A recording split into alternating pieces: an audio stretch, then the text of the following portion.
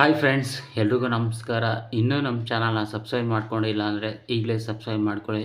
ಮತ್ತು ಈ ಒಂದು ವಿಡಿಯೋಗೆ ಲೈಕ್ ಕೊಡಿ. ನಿಮ್ಮ ಅಭಿಪ್ರಾಯನ ಕಾಮೆಂಟ್ ಮುಖಾಂತರ ತಿಳಿಸ್ಕೊಡ್ರಿ.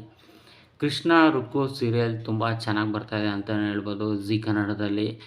ಈಗ ಕೃಷ್ಣ ರುಕ್ಕು ಸೀರಿಯಲ್ನಲ್ಲಿ ಒಂದು ಬಿಗ್ ಟ್ವಿಸ್ಟ್ ಅಂತಲೇ ಹೇಳ್ಬೋದು.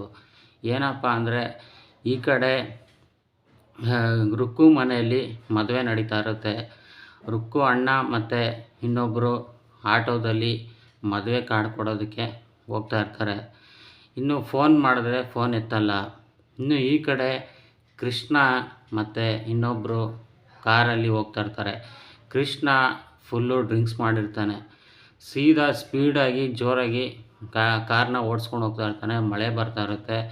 ಈ ಕಡೆ ರುಕ್ಕು ಅವರ ಅಣ್ಣ ಮತ್ತು ಇನ್ನೊಬ್ಬರು ಆಟೋದಲ್ಲಿ ಹೋಗ್ತಾ ಇರ್ತಾರೆ.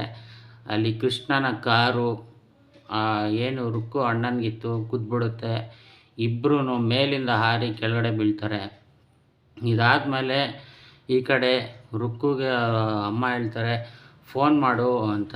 ಫೋನ್ ಎತ್ತಾ ಇಲ್ಲ ಅಮ್ಮ, ನೀನೇನು ತಲೆ ಕೆಡಿಸ್ಕೋಬೇಡ, ಎಲ್ಲೋ ಟ್ರಾಫಿಕಲ್ಲಿ ಇರ್ತಾರೆ, ಬರ್ತಾರೆ ಬಿಡು ಅಂತ ರುಕ್ಕು ಹೇಳ್ತಾಳೆ. ಈ ಕಡೆ ನೋಡಿದ್ರೆ ಆಕ್ಸಿಡೆಂಟ್ ಆಗಿದೆ. ಇನ್ನು ಕೃಷ್ಣ ಕುಡ್ದ ನಶೆ ಎಲ್ಲ ಇಳಿದ ಮೇಲೆ ಆಸ್ಪತ್ರೆಗೆ ಹೋಗ್ತಾನೆ. ಏನಾಯಿತು ಅವರಿಬ್ಬರಿಗೆ ನೋಡೋಕ್ಕೆ ಅಂತ. ಅಲ್ಲಿ ಡಾಕ್ಟ್ರು ನಿಂತ್ಕೊಂಡಿರ್ತಾರೆ. ಅಲ್ಲಿ ಕೃಷ್ಣ ಕೇಳ್ತಾನೆ, ಸರ್ ಅವ್ರು ಆಕ್ಸಿಡೆಂಟ್ ಆಯ್ತಲ್ಲ ಏನಾಯಿತು ಅಂತ. ಆಗ ಡಾಕ್ಟ್ರು ಹೇಳ್ತಾರೆ, ಒಬ್ಬರು ಎಕ್ಸ್ಪೈರ್ ಆಗಿದ್ದಾರೆ, ಇನ್ನೊಬ್ಬರು ಕಂಡೀಷನ್ನು ತುಂಬ ಕ್ರಿಟಿಕಲ್ ಆಗಿದೆ ಅಂತ. ಇನ್ನು ಈ ಕಡೆ ರುಕ್ಕು ಮನೆಯಲ್ಲಿ ವಿಷಯ ಗೊತ್ತಿಲ್ಲ.